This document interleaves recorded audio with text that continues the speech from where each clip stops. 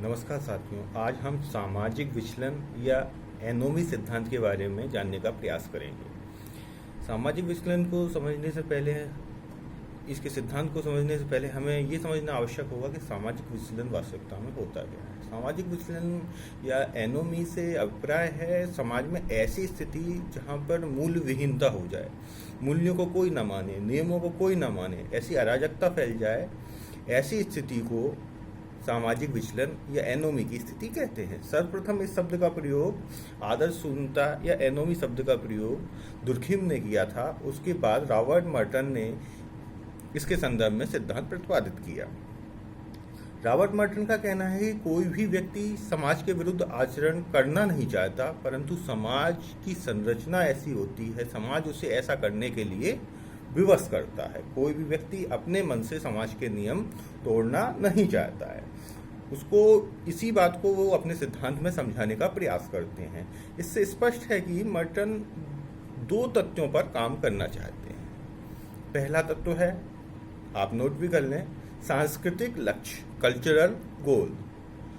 Merton ने कहा है कि समाज के कुछ सांस्कृतिक लक्ष्य होते हैं जो समाज के द्वारा व्यक्तियों को दिए जाते हैं कि आपको ये लक्ष्य अचीव करने हैं। दूसरा है संस्थागत साधन, इंस्टीट्यूशनल मीन्स।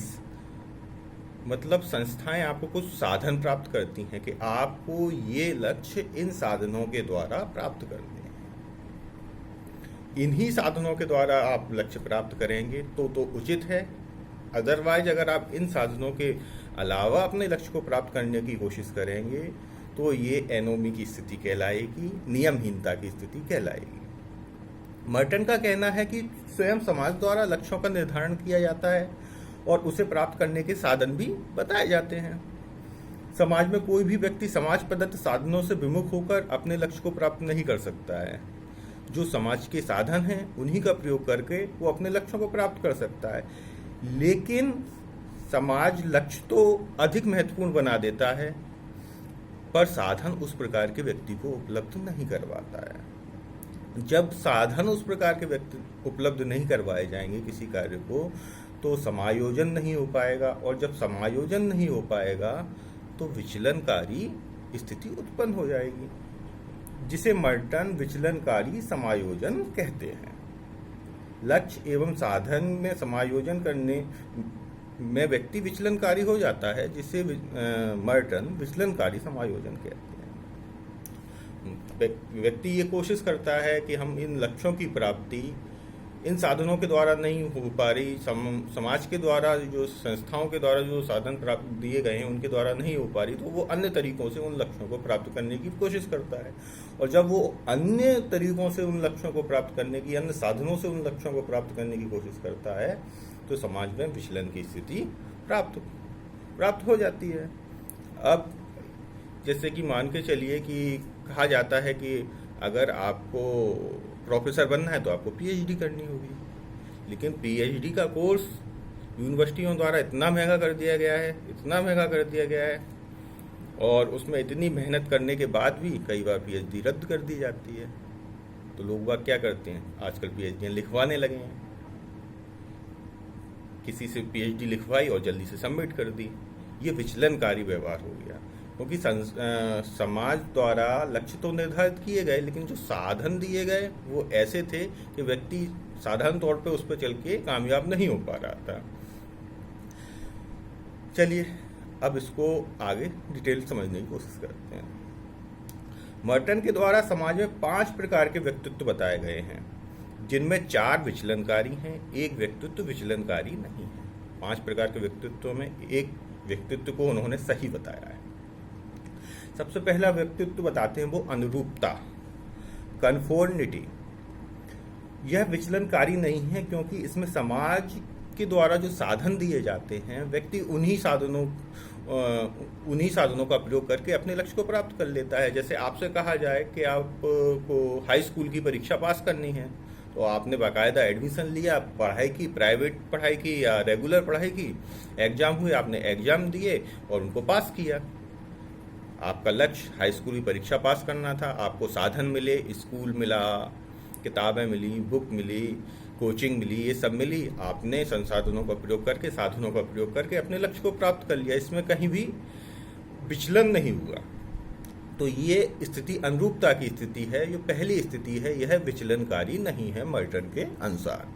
मर्टन एक तालिका बनाते हैं जिसमें एक तरफ सांस्कृतिक तत्व, आप चाहें तो लिख सकते हैं, एक और सांस्कृतिक लक्ष्य, दूसरी ओर संस्थागत साधन। अनुरूपता में दोनों ही प्लस होते हैं, आपके लक्ष्य भी सही होते हैं और आपके साधन भी सही होते हैं, दोनों में प्लस प्लस दोनों साइड। अब आगे चलते हैं नवाचार, इनोवेशन। इनोवेशन मतलब कोई नई खोज करना। यह एक विचलनकारी प्रक्रिया है। इसमें क्या होता है कि लक्ष्य की प्राप्ति करने के लिए व्यक्ति दृढ़ संकल्पित होता है, वो कहता है कि कैसे भी लक्ष्य को प्राप्त किया जाए। मर्टन इसको बुरा नहीं मानते हैं, क्योंकि वो कहते हैं कि जब समाज ने इस तरीके के संसाधन ही नहीं दिए तो व्यक्ति को इनोवेशन करना पड़ेगा, नए तरीके निकालना पड़ेगा। जैसे एक उदाहरण लेते हैं अपने पुरानी जो धार्मिक कहानियां हमने सुनी हैं, गणेश जी और कार्तिकेय जी में शर्त लग गई कि कौन रिद्धि सिद्धि से विवाह करेगा। सब ब्रह्मा जी के पास गए। ब्रह्मा जी ने एक कंडीशन रख दी कि जो पूरी पृथ्वी का पहले परिक्रमा लगा के आ जाएगा वह विवाह करेगा रिद्धि सिद्धि से। ब्रह्मा जी ने बिना सोचे समझे कि गणेश जी के पास चूहा है और कार्तिकेय जी के पास मयूर है, मयूर की जो भ्रमण करने की क्षमता है, चलने की क्षमता चूहे से ज़्यादा है, वो ज़्यादा स्पीड में पूरे संसार का चक्कर लगा के वापस आ सकते हैं। बिना दोनों व्यक्तियों की क्षमताओं का आकलन किए समाज द्वारा नियम बना दिया गया। अब वो नियम बना दिया गया तो वो व्यक्ति उस नियम के अनुसार कभी सक्सेस पा ही नहीं सकता, क्योंकि समाज ने इस तरीके का नियम बना दिया कि इन साधनों के द्वारा आप उस लक्ष्य को प्राप्त करिए। अब उसको साधन चूहा है उसके पास, तो वो उस लक्ष्य को कैसे प्राप्त कर सकता है। तो गणेश जी ने नवाचार किया। नवाचार क्या करते हैं, उन्होंने नई स्कीम निकाली। उन्होंने कहा कि माता पिता के ही परिक्रमा कर लो तो सारे संसार का परिक्रमा हो गया, और उन्होंने जाके अपने माता पिता के चारों ओर चक्कर लगा लिए। जब इस बात को जब कार्तिकेय जी लौट के आए तो वहाँ तो रिद्धि सिद्धि से गणेश जी की शादी हो चुकी थी। तो उन्होंने कहा हम चक्कर तो मैं लगा के आया हूँ। तो उन्होंने कहा इनोवेशन तो इन्होंने किया ना, इन्होंने भी चक्कर लगाया, इन्होंने माता पिता को संसार मान के चक्कर लगा लिया। मतलब इनोवेशन के द्वारा अगर कोई व्यक्ति किसी लक्ष्य को प्राप्त कर लेता है तो समाज में भी कहीं ना कहीं किसी ना किसी प्रकार से वह स्वीकार हो जाता है। जैसे आप कहते हैं, मर्टन इसको बहुत अच्छा मानते हैं, हालांकि एक दृष्टि से अगर देखा जाए तो इसको सही नहीं माना जा सकता। लेकिन अगर आपसे कहा जाए कि तुम क्या कर रहे हो, देखो उसकी जॉब लग गई, तो वो आप कहो उसने 5 लाख रुपए दिए हैं उसकी इसलिए जॉब लगी है, तुम क्या कर रहे थे, तुम भी दे देते 5 लाख रुपए, जॉब तो मिल रही थी इतनी अच्छी। मतलब समाज भी इस चीज को गलत नहीं मान रहा है, वो भी लक्ष्यों को ज्यादा महत्व दे रहा है। आगे चलते हैं, लगभग क्लियर हो गया होगा। कर्मकांडी, रिचुअलिज्म,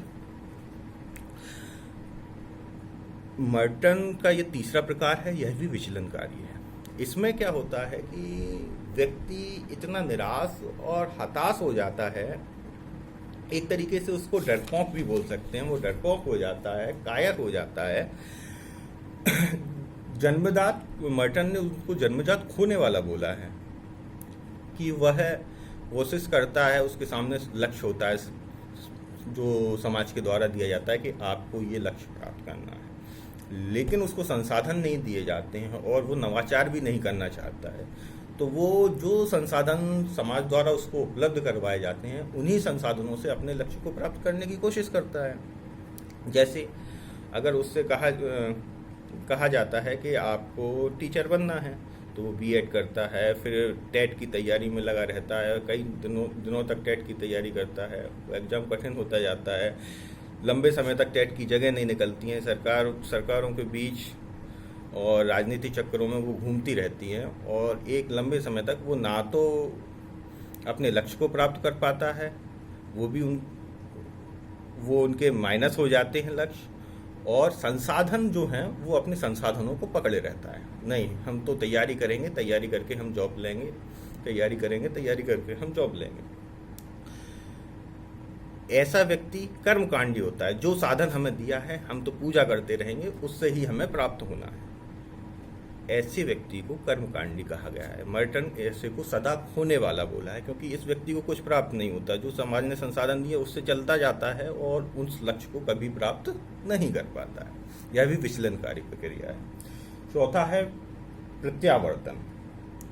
प्रत्यावर्तन से अभिप्राय है ये ऐसे होते हैं जिनके ना तो संस्थागत लक्ष्य सही रह पाते हैं और ना ही संस्थागत साधन सही रह पाते हैं, दोनों ही माइनस हो जाते हैं। ऐसी स्थिति कब आती है? जब व्यक्ति तैयारी करता है, कुछ हो नहीं पाता है, पढ़ा है, तो उसके अंदर एक ऐसी हीनता की भावना पैदा हो जाती है। तैयारी कर रहे हैं पीएससी की, आईएएस की, लंबे समय से सिलेक्शन नहीं हो रहा है, तो बड़े बड़े ऐसी स्थिति उत्पन्न हो जाती है कि वो